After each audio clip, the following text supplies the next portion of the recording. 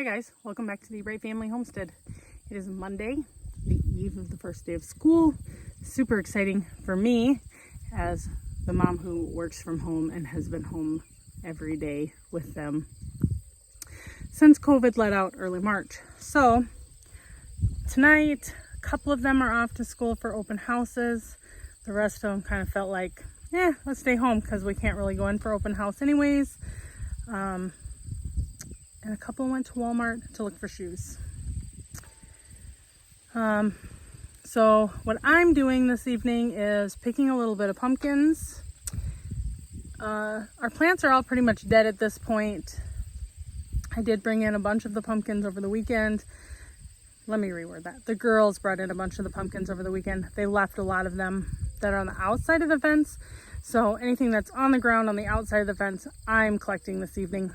And I'm going to take into the garage to sit and cure for a little bit. I might have to pull some tomatoes. I haven't decided yet. I haven't looked real close, but there are quite a few that are red.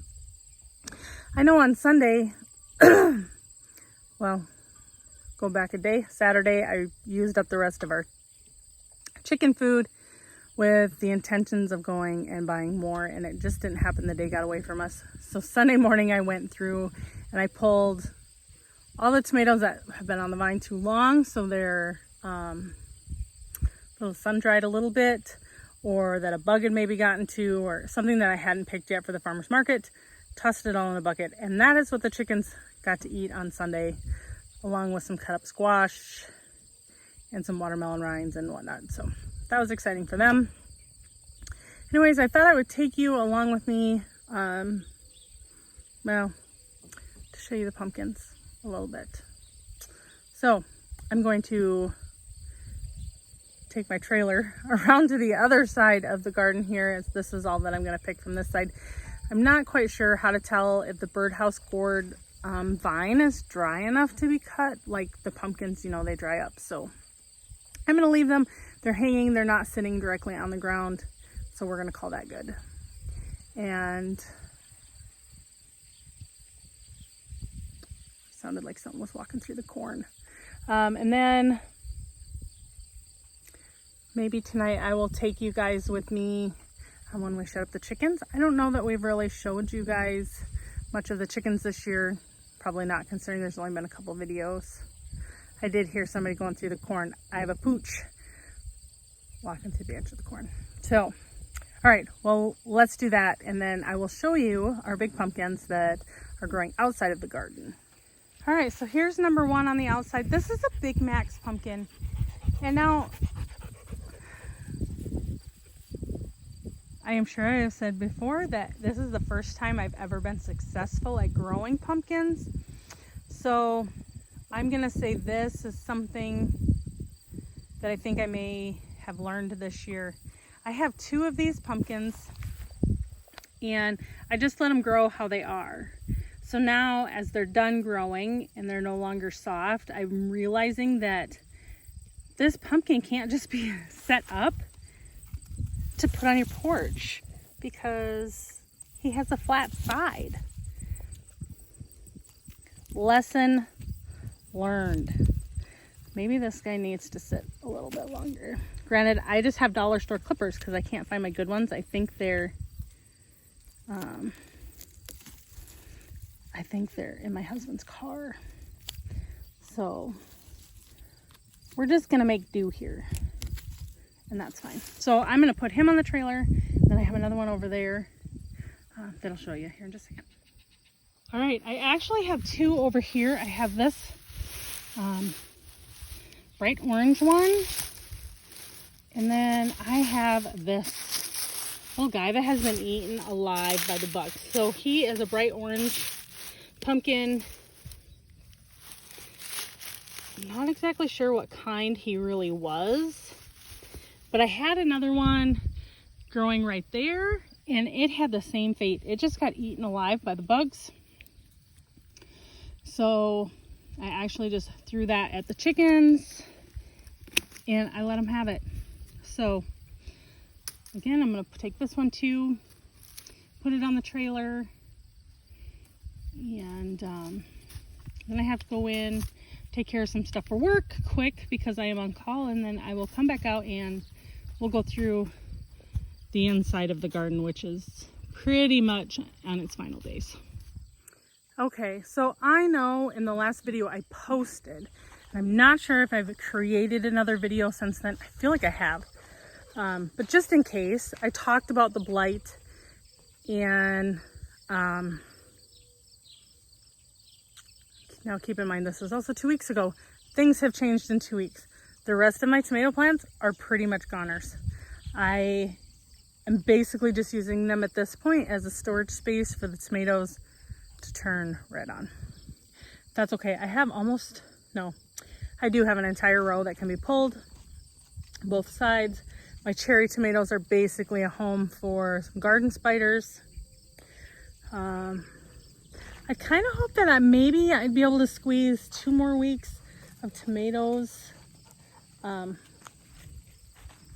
the farmer's market, but I think I'm really only going to get 1. That's okay. I gotta shut my gate here. I have teenage chickens, and they're not afraid to come and join me. They're friendly little guys. So, of course, now I have some dogs in here with me and some dogs not.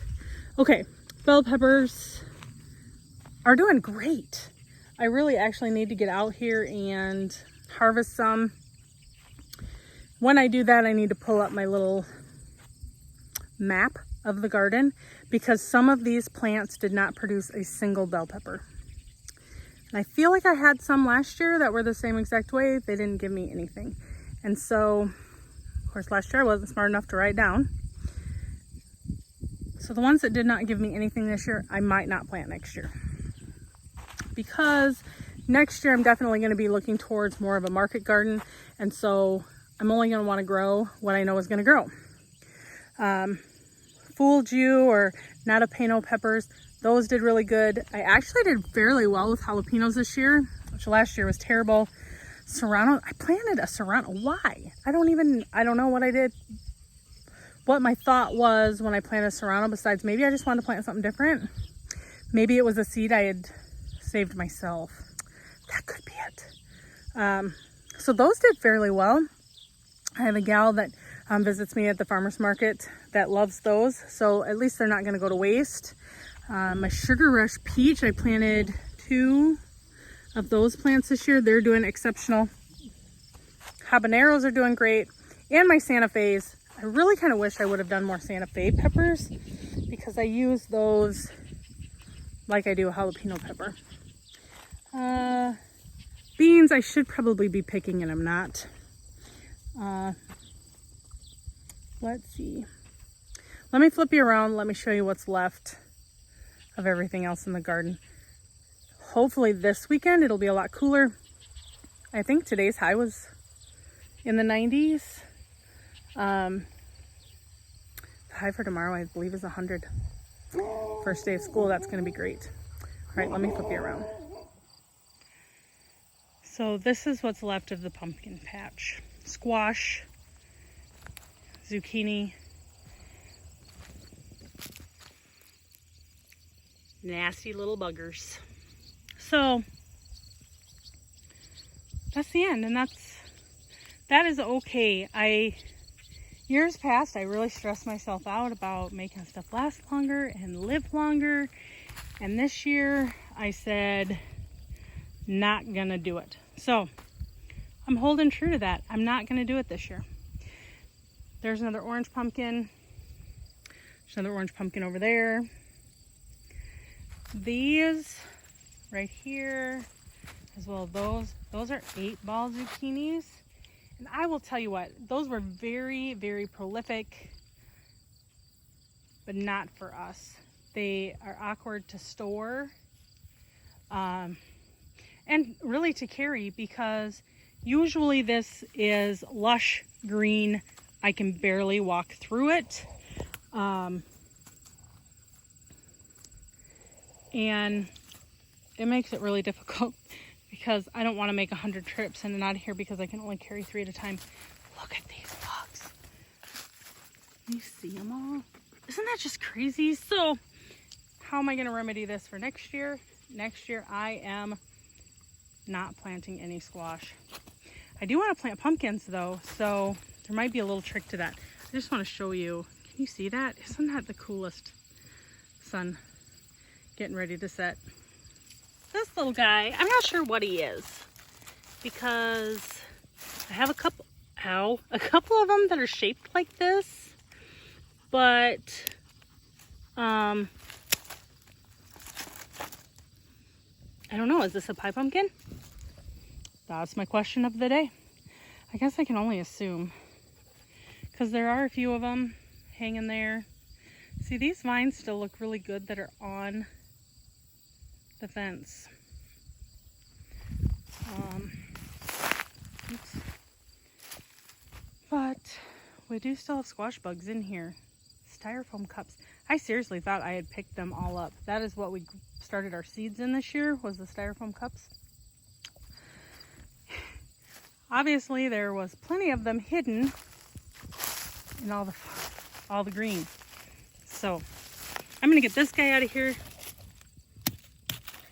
Killed him. Dirty buggers. So we're gonna take him and put him on the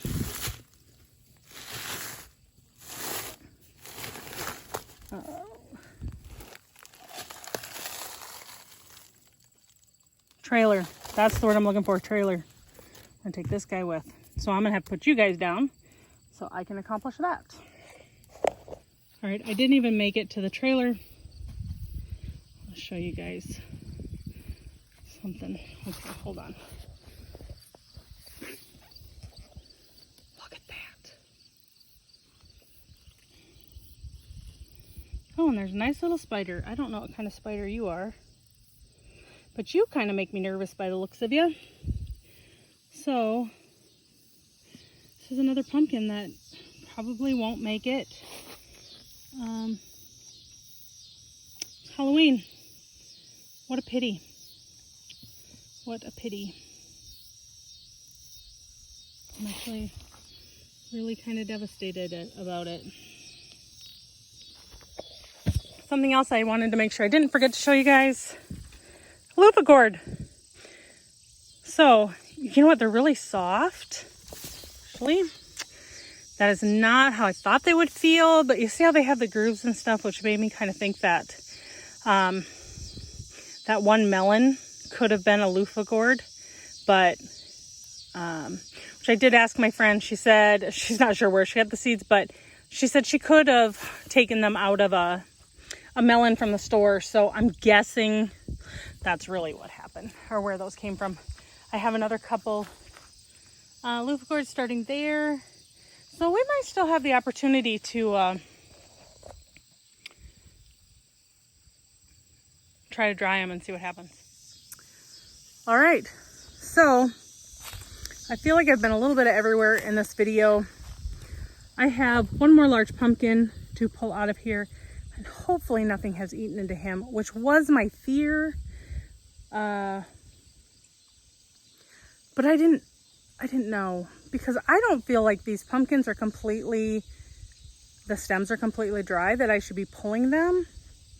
But on the other hand, I've so far had a 50-50 shot that they've been chewed up by some kind of bug.